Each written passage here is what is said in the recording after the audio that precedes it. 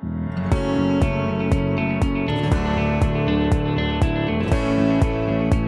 to the Tech Report podcast, where we help businesses survive, thrive, and create value.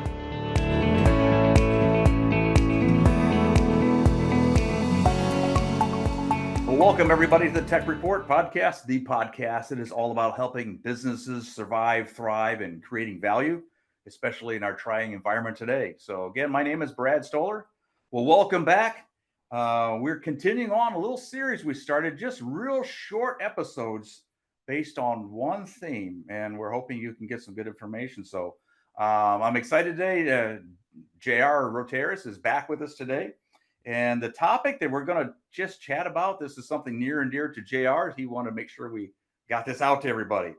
Being a generalist versus a specialist, and again, and handling a sales transaction in your practice. And this is kind of a generalist versus specialist. Obviously, you know what that means in medical terms, right? Somebody's getting paid more. So anyways, JR, welcome back. So this is your topic. So I'm going to let you kind of take over here. What do you have? What do you want to tell people about being a generalist versus a specialist when it comes time to selling or merging their practice with another? Well, a long time ago, I had a close friend of mine, he's since passed away, who wrote a book called The St. Bernard Theory. Paul Welsh is his name, and you can still buy that book on Amazon. But I was selling my business, and I was thinking of doing it on my own. And he sat me down and said, you know, you're a generalist at selling your business, but you're an expert at your business. Why would you try to do that without having somebody give you help? Not that you couldn't handle it yourself, because you probably could, but you don't know what you don't know because you don't know what you don't know. And so I thought about that. And so when I sold my business, I got somebody who knew how to handle that type of transaction. And they sat down with me and they knew the ins and the outs and all the little things that get lost that someone who's not seasoned and making transactions over and over miss. And remember, the person who's trying to buy the business, they don't want to pay any more than they have to. And they want to try to get everything in their favor. Well, you can't blame them, because most people who have a business, they want something in their favor. I mean, it's human nature.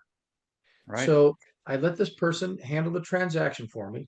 And what ended up happening is I got a little more money than I would have gotten on my own.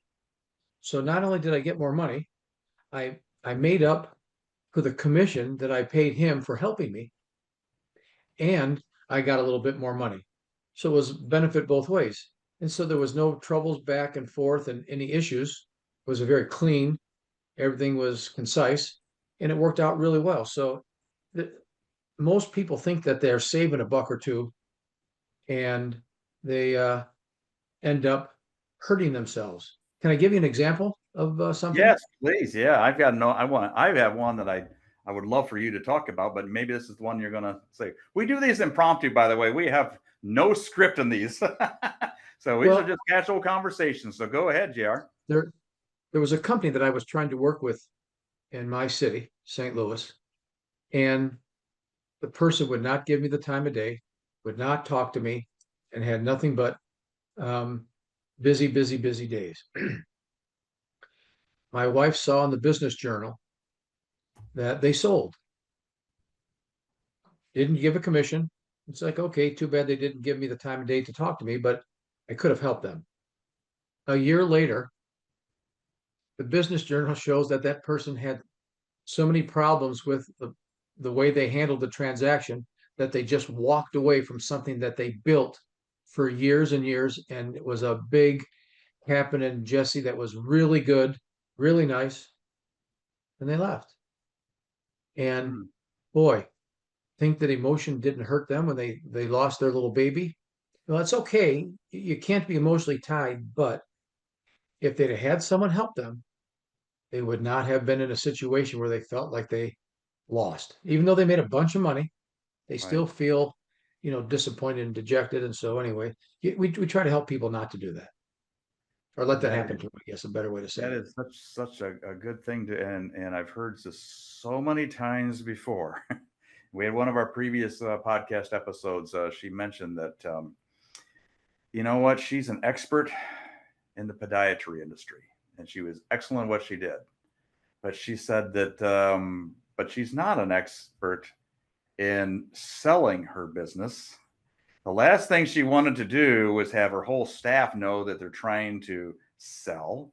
She had to keep it quiet. Now, how is she supposed to do that and run the business, keeping it quiet? And then, of course, once you get a suitor, they want a bunch of due diligence information.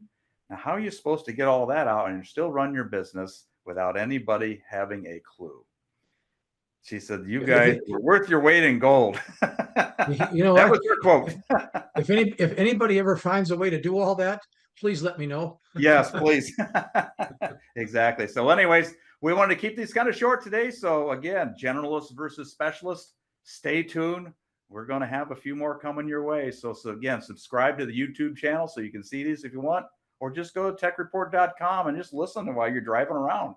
Hopefully, you get an idea or two. But the main thing is, just give us a call if you want to have a quick discovery call, if you will, and we'll kind of go over some ideas and just see kind of, where your practice is today, and if you're ready, or maybe some things you need to work on if you're not.